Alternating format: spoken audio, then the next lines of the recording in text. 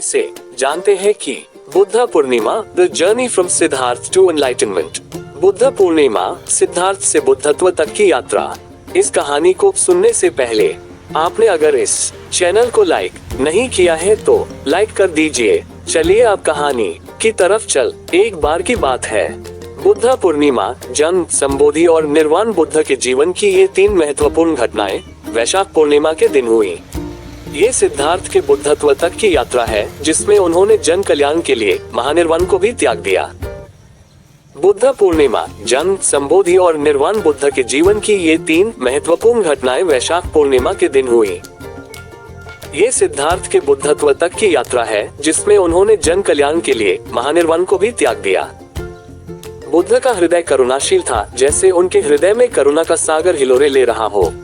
ये करुणा ही उनके सूत्रों को मानवता के कल्याण का प्रेरक बनाती है। उनका उद्देश्य केवल बाहरी दुनिया को बदलना नहीं था, बल्कि अंदर की स्थिति को बाहरी जगत से एकीकृत करना था। बुद्ध का एक प्रसिद्ध धम्म सूत्र है, मनुष्य का जीवित रहना भी दुर्लभ है, सद्धर्म का श्रवण करना भी दुर्लभ है और बुद्धों का उत्पन्न होना भी दुर्लभ है। मनुष्य होना इतना आसान नहीं है, इतना सरल नहीं है। हालांकि हमें यही लगता है कि 1.5 अरब से अधिक जनसंख्या अकेले भारत की ही है। इसका मतलब मानव जन्म सुलभ है, तभी तो सब पैदा हो गए। पर बुद्ध ने कुछ सोच समझकर ही ऐसा कहा होगा, क्योंकि बुद्ध ऐसे व्यक्ति हैं जो सिर्फ बोलने के लिए कोई बात नहीं बोलते, बल्कि विज्ञान, तर्क, बुद्धि, विवेक आदि का उपयोग करने के बाद ही मुख से वचन निकालते हैं। उनके कहने का अभिप्राय यह है कि सिर्फ मनुष्य का शरीर पाया तो क्या पाया, अगर मनुष्यता नहीं पाई तो मनुष्य कहाँ से हुआ।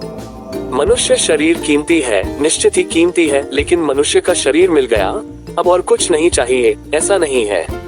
जैसे गुलाब का बीज तुम्हारे हाथ में हो, लेकिन उस बीज को जब तक तुम धरती में नहीं डालो और वह पौधा न बने, उसमें फूल न लगे, तब तक आप उस बीज से निकलने वाले फूलों की खुशबू नहीं ले सकते।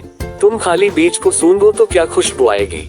इसी तरह से मनुष्य का शरीर भी एक बीज की तरह है। इस बीज को अगर साधना की भूमि में डाल दिया, ज्ञान के जल से सींच दिया, तप के द्वारा इसको पकने दिया, तो फिर मनुष्यता का जन्म हो जाएगा। अन्यथा तो बीज रूप से पैदा हुए और बीज रूप से मर गए, फूल बन ही नहीं पाए। बुद्ध पूर्णिमा वही दिन है जब बुद्ध का जन्म हुआ था।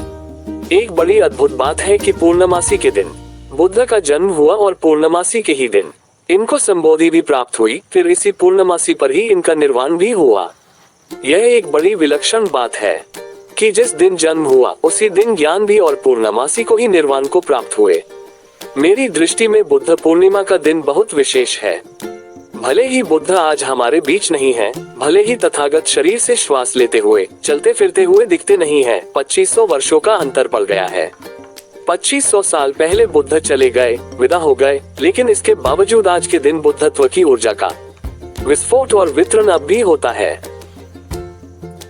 पहले राजा महाराजा के जन्मदिन के अवसर पर कई लोगों की फांसी तक माफ हो जाती थी, उपहार दिए जाते थे। बुद्ध तो सम्राटों के भी सम्राट थे, राजाओं के भी राजा थे। बुद्ध पूर्णिमा का दिन सिर्फ उनका जन्मोत्सव ही नहीं, उनका मरणोत्सव भी है, उनका ज्ञानोत्सव भी है और उनका संबोधि उत्सव भी है। बुद्ध के सूत्रों में ही एक सूत्र है जिसमें आपने कहा कि बुद्ध की स्थिति से तो देवता भी ईर्ष्या करते हैं, संबोधि देवताओं को भी उपलब्ध नहीं है। उनकी संबोधि से जुड़ी एक घटना है, कहा जाता है कि बुद्ध इतने गहरे लीन हुए कि सब देवता घबराए कि अरे, इतनी मुश्किल से तो संबोधि मिलती है और अगर ये लीन हो जाएंगे तो विश्व का कल्याण कैसे होगा। सब देवता उपस्थित हुए और आकर विनती करते हैं कि हे बुद्धदेव, आप लीन न होइए, आप जागृत रहिए और जो कुछ आपको मिला है उस ज्ञान को सारे विश्व को दीजिए। देवताओं की प्रार्थना सुनकर बुद्ध ने कहा कि जिसे खोजना होगा वह खोज ही लेगा। जैसे मैंने बिना किसी गुरु के खोज लिया, ऐसे ही दूसरे भी खोज लेंगे। फिर देवों ने कहा कि सब बुद्ध नहीं है, सब सिद्धार्थ नहीं, इसलिए हे बुद्ध, आप लीन न होइए, आप अभी निर्वाण में मत जाइए। अंततः देवों की प्रार्थना को बुद्ध ने स्वीकार किया। कहा जाता है कि देवता तो अदृश्य हो गए और बुद्ध ने अपने दाएं हाथ से धरती को स्पर्श किया और कहा, हे धरती, तो इस बात की साक्षी रहना कि बुद्ध ने महानिर्वाण को अस्वीकार किया ताकि जगत का कल्याण हो सके। आज भी अगर कोई चाहे तो अपने ध्यानस्थ मन के साथ बुद्ध से जुड़ सकता है, क्योंकि बुद्ध ने कहा था कि मैं शरीर तो छोड़ रहा हूँ, लेकिन मेरे शरीर के बाद होने वाले साधकों के लिए उनकी सहायता करने के लिए मैं रुका रहूंगा। इसलिए बुद्ध पूर्णिमा के अवसर पर मौन रहें, ध्यान करें, एकाग्रचित हो, अपने चित्त का शोध करें, तप करें, अपने भीतर मैं बुद्धत्व को प्राप्त हो जाऊं, मुझको परम ज्ञान उपलब्ध हो जाए, ये प्रार्थना करें। ये कहानी सुनने में आपको कैसी लगी हमें कमेंट करके बताएगा जरूर। अगर आपको ये कहानी अच्छी लगी हो तो हमारे इस चैनल त्रिरत्न बुद्ध मोटिवेशनल स्टोरी को लाइक, शेयर और सब्सक्राइब जरूर कर दीजिए।